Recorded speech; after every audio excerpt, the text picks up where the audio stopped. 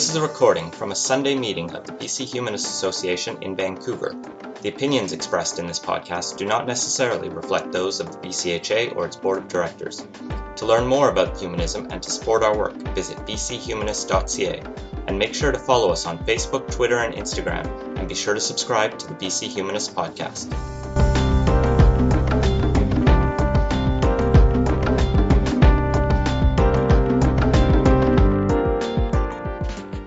Our speaker today is Joyce Arthur, who's well known to many of us, and Joyce is going to be talking about the crisis pregnancy scam, which sounds very interesting.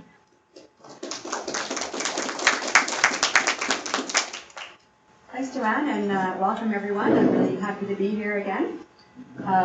So I should explain a little bit of background about what this presentation is and what I'm doing here. Our group, Abortion Rights Coalition of Canada, did a study, and it actually took almost a couple of years to really complete. And we just did it basically on our own. So used volunteers, a whole team of volunteers, almost 20 people.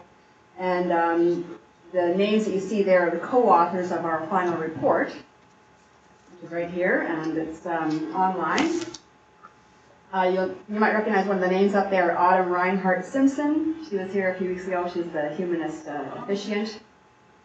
So she's a great volunteer in Edmonton and has been helping us with a number of things, but this project in particular. So we just published it in May, and this is based on a presentation we did for the National Abortion Federation.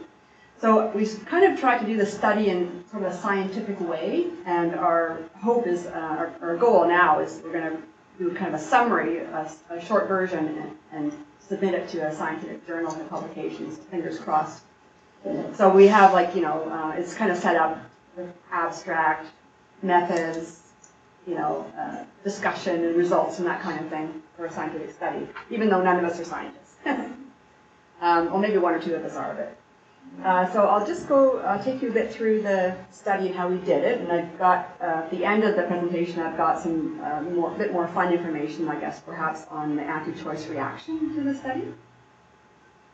Sort of a graphic on the thing, which is not an actual website. I just created it kind of, this is a typical, website that you might see from a crisis pregnancy center. And I altered it to sort of reflect the conclusions of our study. So basically, we went through and identified a total of 180 crisis pregnancy centers across Canada, which is a pretty high number, considering there's only about maybe 30 abortion clinics, although there's also family planning centers and things like that. So 166 of them had websites. So we reviewed every single website in detail, every page and every website, to look for indications of deception and any misinformation about abortion or other topics.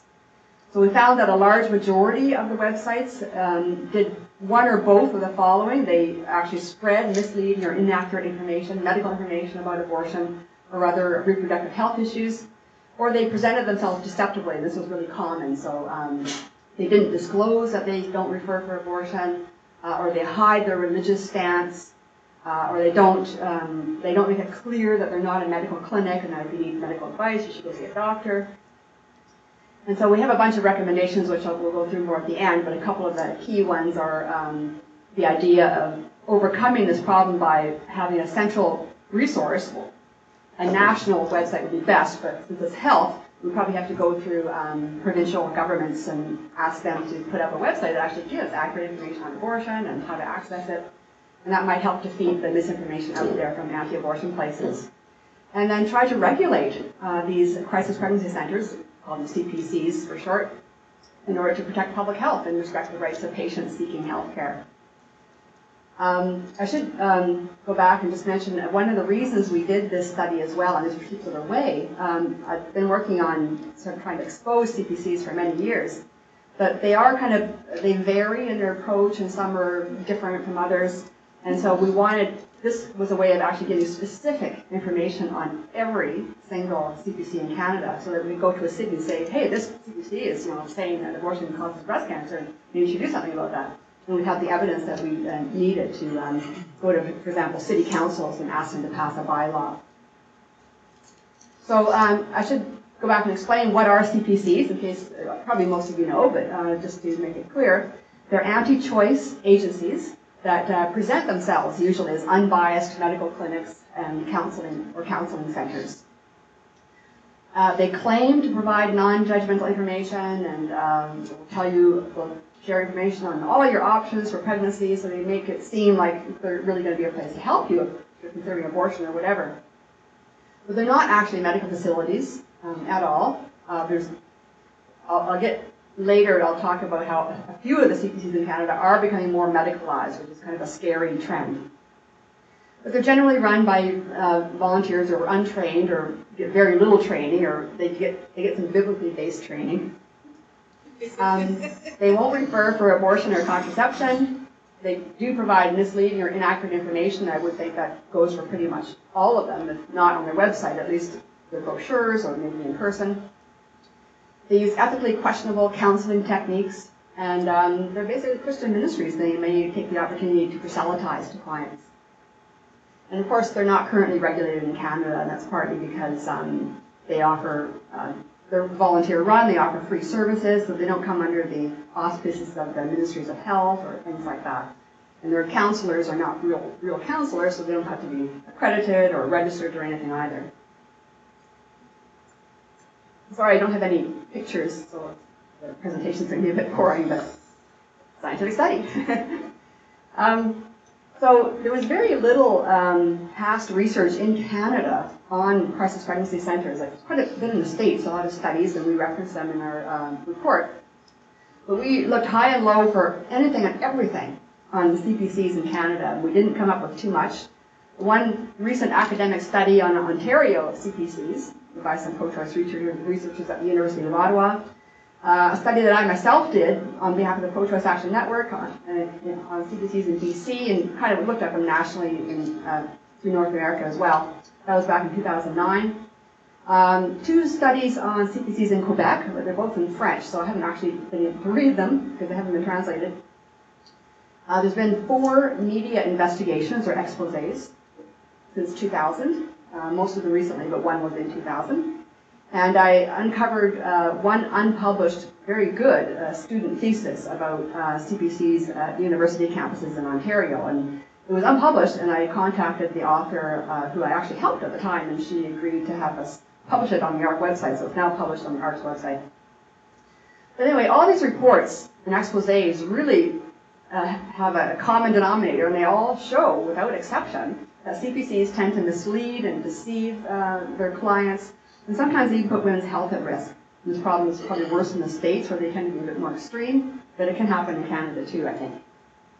So how did we do the study? We compiled that list, first of all, and that involved just a lot of internet research, some phone calls to make sure that they were still operating and things like that. And we did start back in 2014. That's when the list started, and we did some cross-checking later in the next year. So as I said, 166 with websites, 14 didn't have any, so we kind of eliminated them from our analysis. But of those 166, 56 were birthrights. This is a chain of crisis pregnancy centers called Birthright. And they basically all shared a single website, except for one, the Birthright in Ottawa. And then we since discovered after the report came out, and this is one of the the only anti-choice criticism that maybe was valid, but we missed one. The Birthright Kingston also has its own website. I went back and checked, and it looked like it was a new website that maybe they put up after we had done our list, so we missed that one. But there's little, it was very challenging to do all the research and the quantification of the data, and I remember going through at the end and double checking it all, or most of it, and finding a few little mistakes here and there, but not much, and it didn't change the results at all, so I'm pretty confident in the results, even if there's a few little errors here and there in terms of if we put the X in the wrong spot. So we recruited volunteers to review all the websites, and I created a worksheet with 9 questions. So they were going to go to the website and look for the answers to these 9 questions about, does the website say this or that, and I'll show you the questions a bit later. And then as they were going through, they captured additional information to quantify the results from each question, so you could look for patterns and categorize the CPCs as to whether they were, worse or better or whatever in some way. We also looked at different things like whether the CPC had charitable tax status and whether they were a member of the Canadian Association for Pregnancy Support Services, which is an umbrella group for many CPCs in Canada, not the birthrights, but many of the rest of them. And I'll be talking more about those guys later. So we quantified the data, put it on a big spreadsheet, which is, and our raw data is available. It's on, we posted it on our website. So you can look up the Excel spreadsheet. And then we wrote a report. Okay, so the 9 questions, and I'll just read them out. So the volunteers were asked to look at each website and find out the answers to these questions. Does it include a disclaimer that it won't provide or refer for abortion or contraception? Does it mention a possible increased risk of breast cancer caused by abortion? Does it mention other medical complications and risks of abortion? Does it mention increased risks of negative psychological effects after abortion? It's commonly called post-abortion syndrome or stress. Does it say that contraception is not reliable or may not protect adequately against sexually transmitted infections? Does it advocate abstinence only or discourage sex outside marriage? Does it emphasize adoption or present it as the best option? Does it indicate a religious outlook or agenda? And finally, does it include a disclaimer that they're not a medical facility or that clients should consult a doctor for medical services? So I have some summary of the results here, and I have some tables later that I'll kind of show you. I might run quickly through some of them. So 60% of all the websites didn't have a disclaimer that they don't refer for abortion or contraception. And I was asked an interesting question by a global news journalist about, well, how do you know that they actually don't refer? And I mean, I guess I can't say for absolutely sure, but we know that the vast majority of them do not. And I'll talk a bit more about that later. There's possibly cases where 1 or 2, like maybe a staff member might sneak a phone number to a clinic to a woman now and then, but we don't know about it, but that would be very rare. Only 5% claimed a link between abortion and breast cancer, which seems very low, and there's a number of reasons for that, which I'll get into later, but partly just because a lot of websites just don't get into a lot of detail for maybe obvious reasons. 9% claimed other medical risks, such as infertility or premature birth,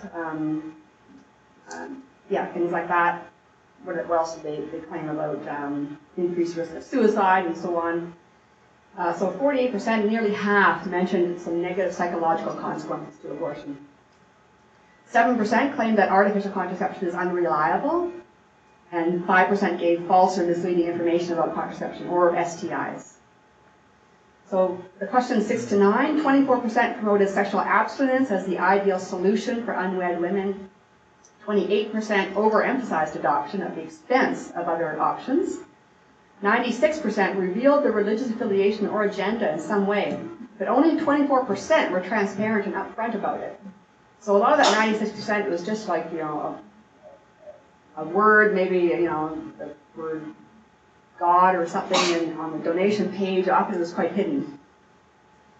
33% didn't have a disclaimer that they weren't a medical facility or that clients should see a doctor for medical services. And then the other results were quite shocking, actually. And one of the researchers basically took on checking this out on all the websites. 35% of them, this is just on their websites, offered a sex ed program to youth or local schools and communities, and out of those, 40 out of those 59 CPCs were being offered to schools, including public schools. And we have a number of examples in our report about them actually teaching at public schools or being accepted to teach at public schools. So that's really scary. And they have taught, for example, at Edmonton, in the Edmonton School District, one of the groups was accepted for guest lecturers there, not anymore apparently.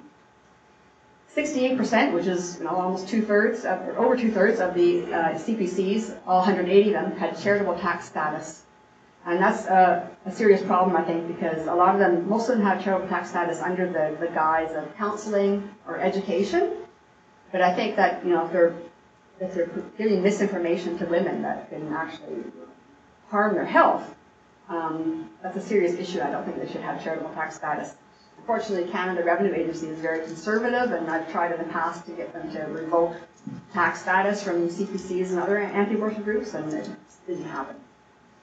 So 33% of the 180 CPCs, and really if you, not the birth rates as I mentioned, which are about a third, so another third are affiliates of this Canadian Association of Pregnancy Support Services. And this group used to be called the Christian Association of Pregnancy Support Services. They changed it a number of years back, and this is just one example of growing examples of this particular organization hiding their agenda. Their affiliates must follow religious directives, including all their volunteers and staff. In spite of that, only 32% of those affiliate CPCs openly stated on their website that they do operate from a religious perspective. So here's our little tables.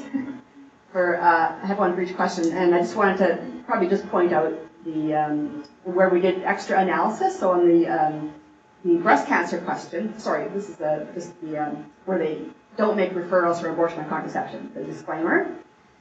So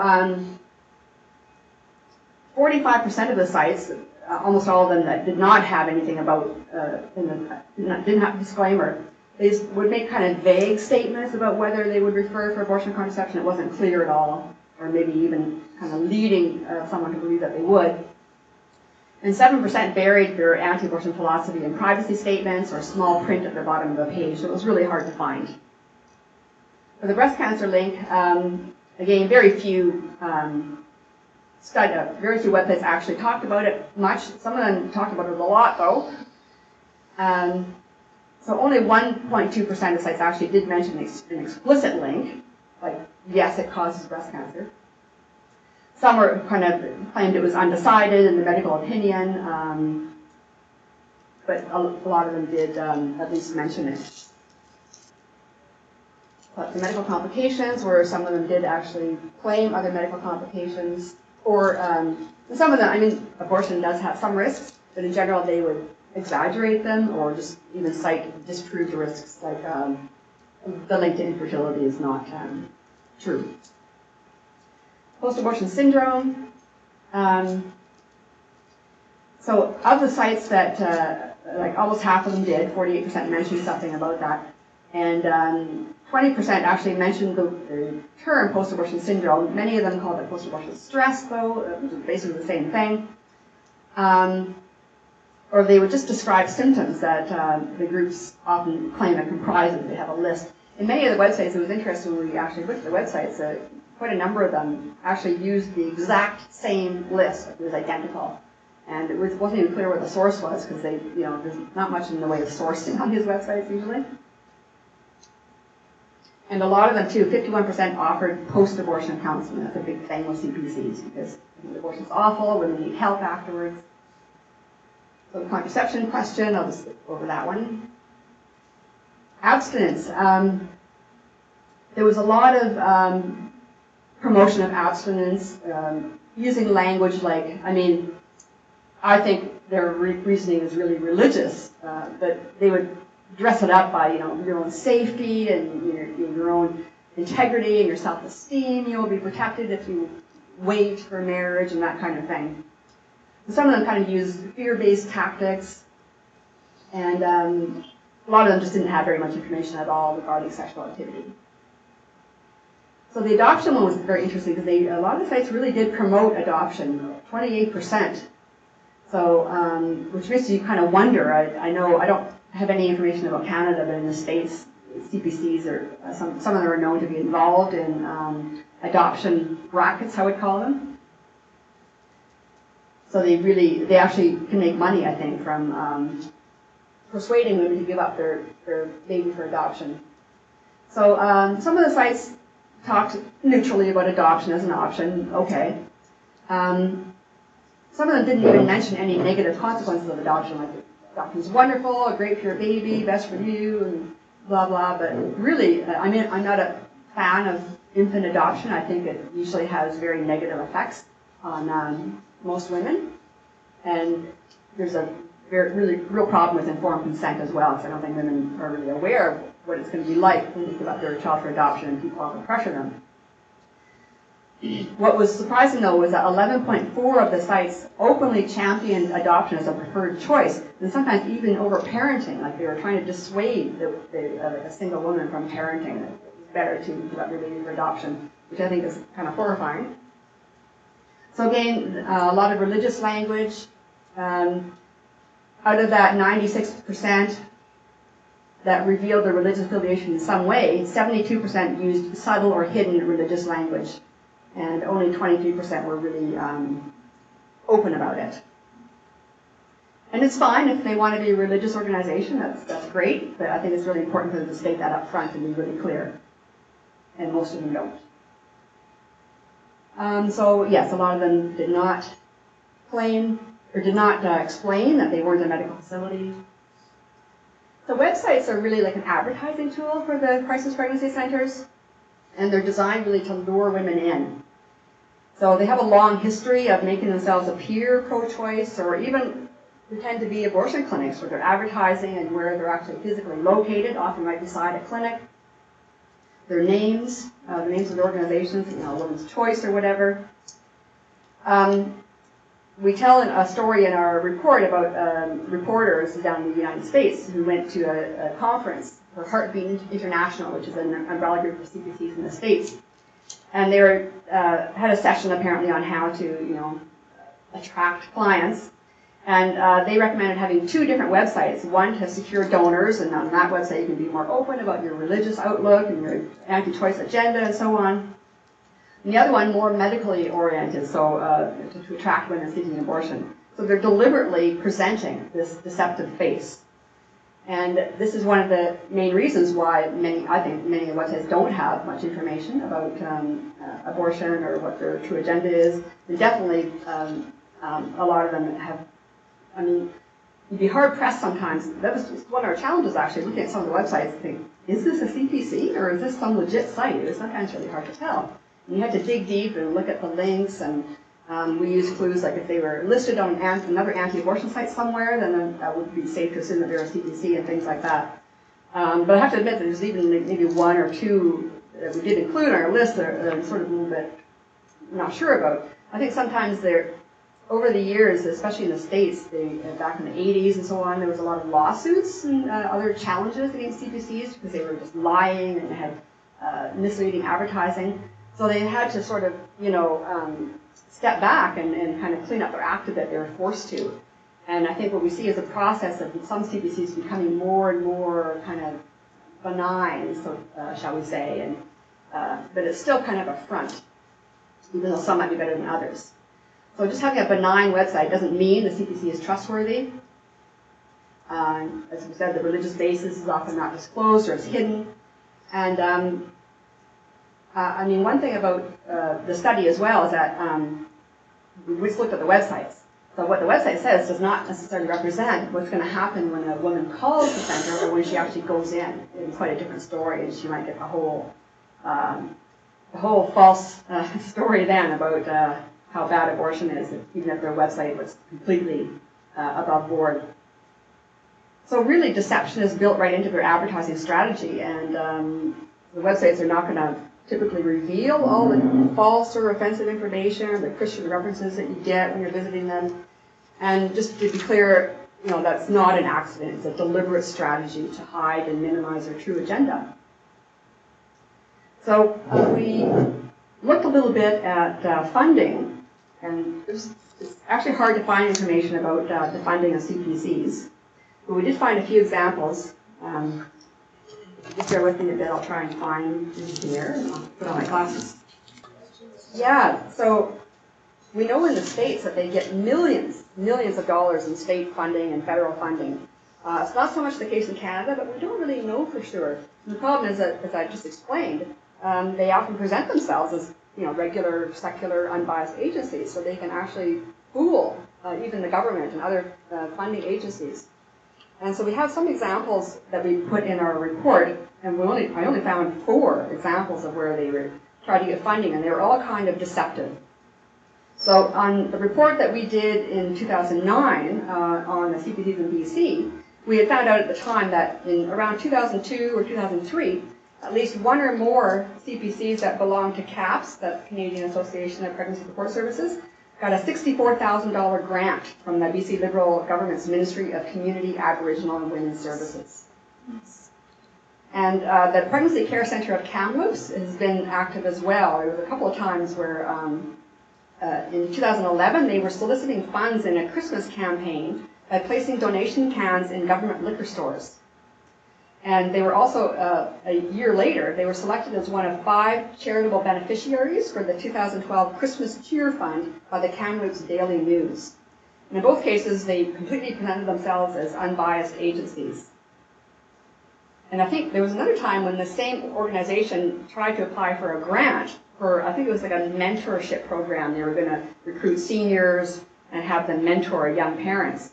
And they didn't get the grant, and I had written into the place because they actually had, you had sort of like a contest you had to enter, and you couldn't be a religious organization. They were disqualified from entering, yet this CPC actually entered. And didn't disclose, for example, that all the volunteers or people that they would hire for this mentorship program would have to be fundamentalist Christians. There was another time back in 2007, a CPC called First Place Options in Kanata, which is near Ottawa. They were selected by the Sans Better Haves, which is actually the wives of the hockey team. At the time I was confused. I'm not really into sports, and I kept thinking, well, why are we talking about the wives of the senators? You know, a lot of senators have husbands, right? So they were selected as one of several charities to receive funds from a Christmas tree raffle. And but they were forced to withdraw from the fundraiser after unfavorable media coverage.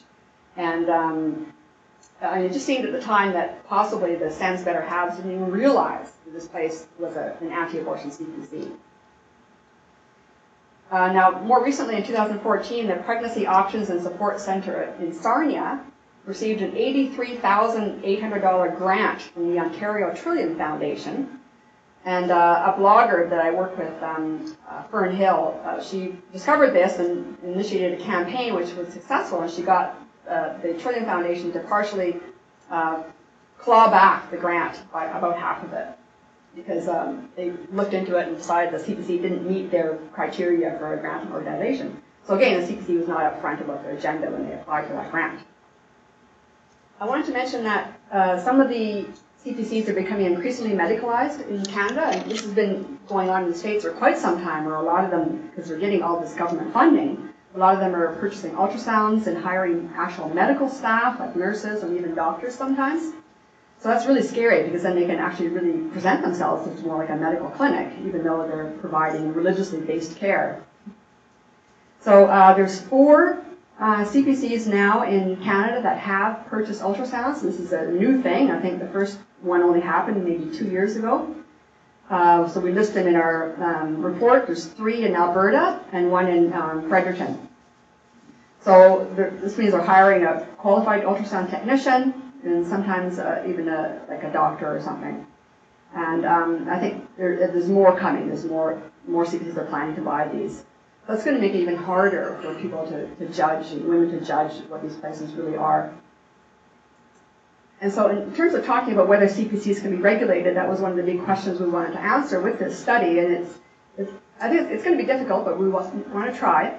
Unfortunately, the history in the United States of trying to regulate CPCs has not been very successful. They actually have, there's a couple of laws that are still standing in California where CPCs are required to inform their clients that where they can seek abortion services, so they're required to refer. And another one I think is just a notification law where they have to list the services that they provide and don't provide. So just sort of an honesty kind of thing. But they've been fighting against that, but those 2 laws still stand. But many other laws, like notification bylaws, where they don't refer for abortion and contraception, laws like that, they've been largely struck down in many cities and states across the U.S. based on free speech grounds. And like almost literally, well, of course the anti-choice don't say this themselves, but they sued basically for their right to lie, based on free speech.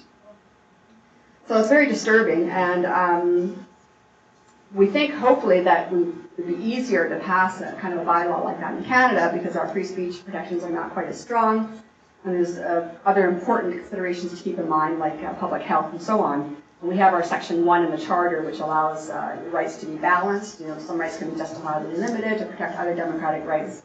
And that's a very, very important section of our Charter. So even counseling things like, I'll get into that later when I get to the recommendations.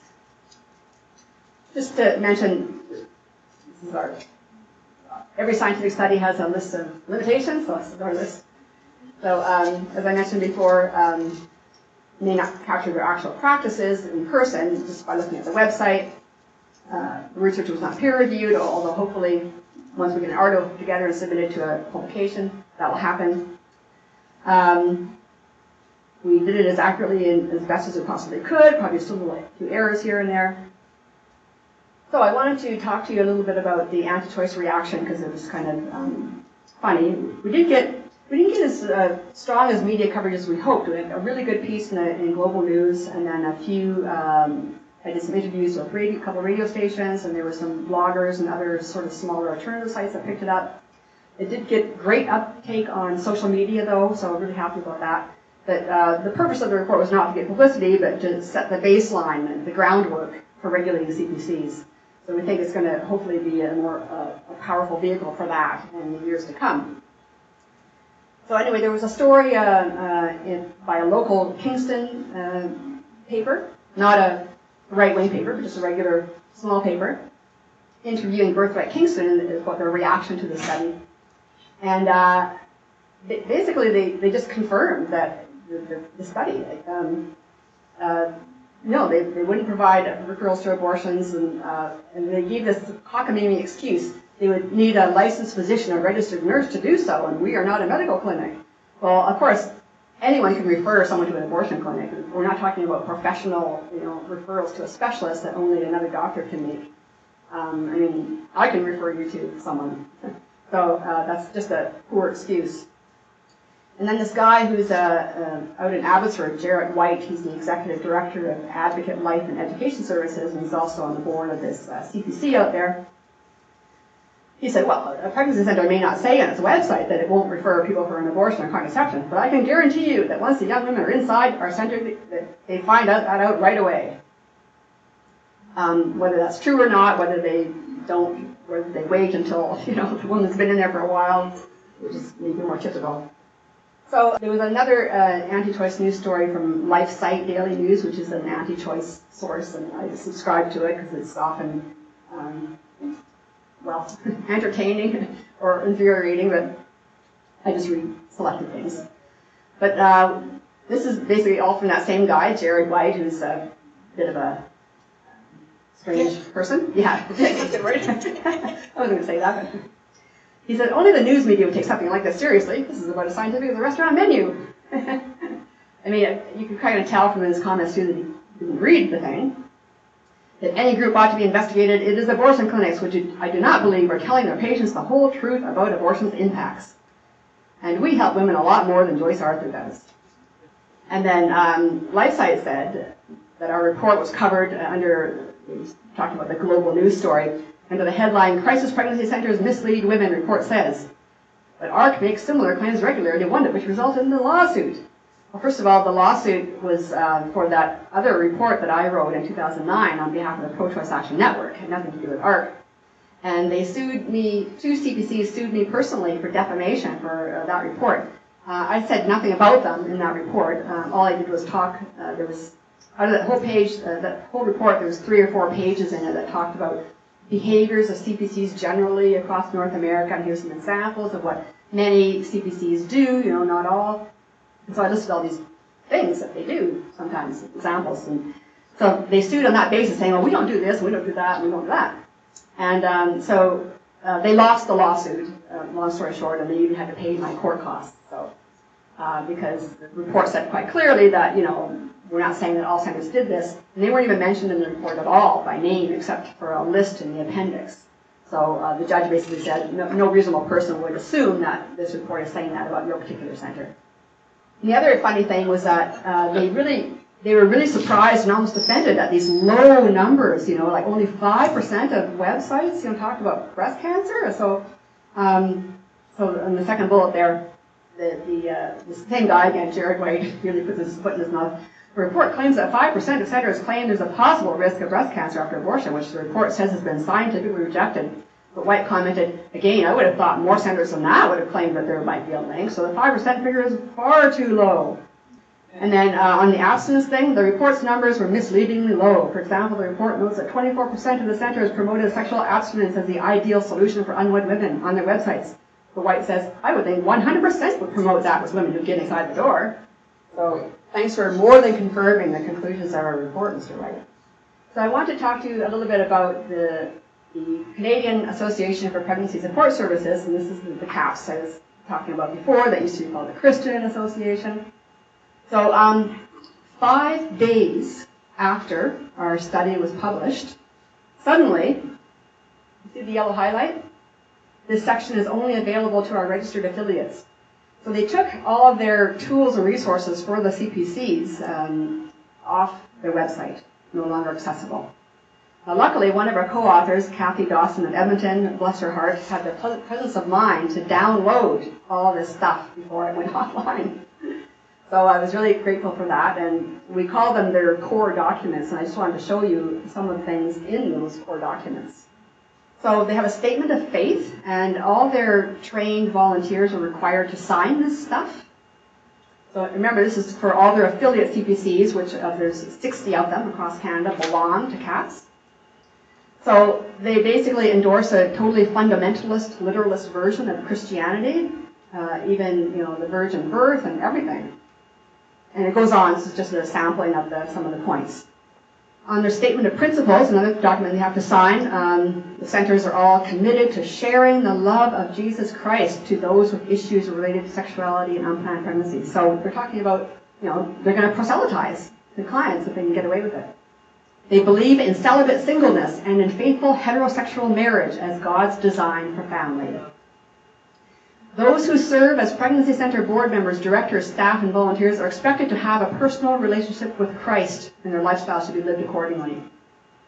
And the affiliate center is committed to providing accurate educational and current medical information from a Christian perspective.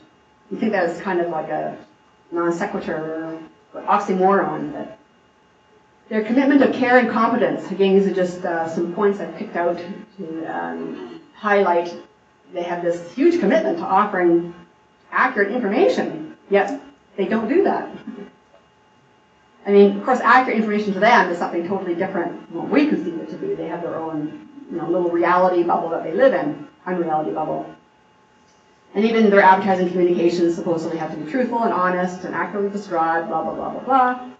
But remember, as I said, that even though they're a committed Christian ministry, most of the affiliates don't say anything about their religious perspective on their website.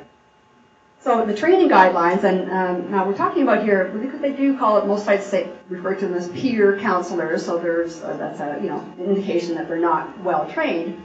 But still, a lot of them don't, and there might be some assumption on the part of women coming in that they're going to get some proper, real counseling. But the counselors get a minimum of 21 hours, and I can tell you that the CAPS training program for their volunteer counselors is 2 weeks. I have a copy of their training manual, and this is like the table of contents, and it's a lot of religion throughout, and it's all based on religion and the biblical basis to the sanctity of human life. They're big on abstinence and sexual integrity counseling. A lot of their sex ed programs have names like sexual integrity and things like that. And when they do talk about abortion, it's about, they describe things like the abortion techniques, and exactly how the abortion happens, but they use kind of this lurid language. And of course, lots about risks and consequences of abortion and how awful it is, but it's never put into context of, for example, that childbirth is 14 times more dangerous. And at the bottom, just note, no one topic should take more than 3 hours of training time. So these counselors are not properly trained in any offensive word. And more, the Code of Counseling Ethics, which has no relationship whatsoever to any real counseling ethics. So I thought the first one was quite noteworthy. I choose to examine and evaluate human ideologies and counseling theories and tools according to their consistency with the Bible and my conscience as enlightened by the Holy Spirit. So if the proper counseling techniques, doesn't fit in with what you believe, just chuck them. And I'm going to talk a bit more about this confidentiality thing now, so I'm getting into this part now. So it says, they'll endeavor to ensure that the client understands that all intake material is given voluntarily and that the client understands the purpose for which this information will be used. Well, do they? Are they told how the information will be used? I will preserve the client's right to confidentiality and will not release any identifying information verbally or in writing without the client's signed permission. And under another core document, client information is held in strict and absolute confidence. Well, just a few days ago, we discovered something. This has been going on since November of 2015. There's a website called justicewall.com, and they have a page on there called No Not This One campaign. What is it? They get tips from individual CPCs about women considering abortion. It's sent to this group, and they send out a prayer alert. Put it on their website with some details about the woman who went to the CPC. They accept tips from anyone, any anti-abortion person, but it sounds like primarily a lot of them are coming in from CPCs. So here's a couple of examples of prayer alerts, and it looks like the Pembroke CPC, there was 3 different prayer alerts from Pembroke, and so it looks like the CPC there is probably responsible for them. Now these 2 don't give the name of the woman, but some of the other prayer alerts actually give the real first name of the woman, or sometimes the name of a relative. So they give some details, oh, she just moved, she's married, she just moved to this area 2 months ago, doesn't want a 3rd child, had a previous abortion. This one says, young mom of 4, youngest, which is just 3 years old, suspects she's pregnant. Her husband had a vasectomy. Her test was negative, but she stated that urine tests never showed her other pregnancies. She always required a blood test. So all these medical details, which is, if you knew someone, people are potentially identifiable through some of these prayer alerts, especially the ones that have names, and often locations as well. So just the last word on that, it's still happening now, and the blogger who uncovered it was blogging about it, Fern Hill, again, one of my colleagues, and she is challenging CAPS, because this Pembroke CPC is a member of CAPS, so she was challenging CAPS on, CPCs, here's you violating your confidentiality, what are you going to do about it? They haven't responded. And I've also made inquiries to the privacy commissioners in Ontario and federally. Unfortunately, the Privacy Act doesn't cover private organizations, basically, so this is the problem, right? When you're a private volunteer-run agency, you're totally unregulated, you can do whatever you want. But I think the only advice I got was that, if these centers have their own privacy policies or confidentiality policies, you can hold them to account for that. But, of course, you can't really tell CPCs what to do. So just coming back around to the recommendations of our study, I mentioned earlier it'd be really great if we could establish government websites with information about abortion, because that might help override the anti-choice misinformation if women have a central place to go to. We did check into that with an MP here, and he said, because a national wouldn't be better, he said, well, it'd have to be provincial Ministry of Health, because health is a provincial matter. You're probably right about that. But another useful thing would be to have provincial hotlines in every province that we can call to find out where to access abortion, at least. And then the thing that we hope to do is establish disclosure notice laws at the municipal or provincial level, where CPCs have to post clear and prominent notices, both on their websites and on their premises, that they don't refer for abortion and contraception, that they're not medical facilities, and that they're Christian ministries opposed to abortion. And we need to ensure that CPCs are not publicly funded. So that probably is just, it's important to make funders, foundations, and government agencies aware of that. In the study we did before, back in 2009, we discovered that many here in BC, sometimes doctors' offices and clinics and hospitals and other agencies will be referring women to CPCs, like not even realizing, that they're anti-abortion. So we need to get them off those lists. And while we'd be great to revoke the charitable tax status of some CPCs, it's going to be hard to do. I mean, there was one that I made a complaint about years ago. It was a CPC called Aid to Women in Toronto. And at the time, their volunteers were actually, they were next door to a clinic. clinic that had a buffer zone law, or an injunction rather. So they would have their volunteers and even their staff out there violating the buffer zone. So like they're breaking the law. So I sent a complaint in about that with the proof, and today they still have their charitable tax status. So apparently charities can even break the law and still retain their charitable tax status as long as they're conservative and religious and right-wing, etc. And then we need to crack down on the misleading advertising of CPCs. Again, they have to be upfront about their agenda. And maybe even possibly can their counselors be required to be properly trained or registered for some of the professional associations in Canada, for example. And that's a tough one as well because it's hard to figure out a way to actually do that, to force them. They could just sort of change their name or whatever, how they call themselves for the counselors. But there's some possibilities, and maybe in the Q&A, if you guys have any other suggestions or ideas or ways to do it, I would really appreciate that, because it is hard to know how to move forward successfully on this. And that's it. Thank you very much.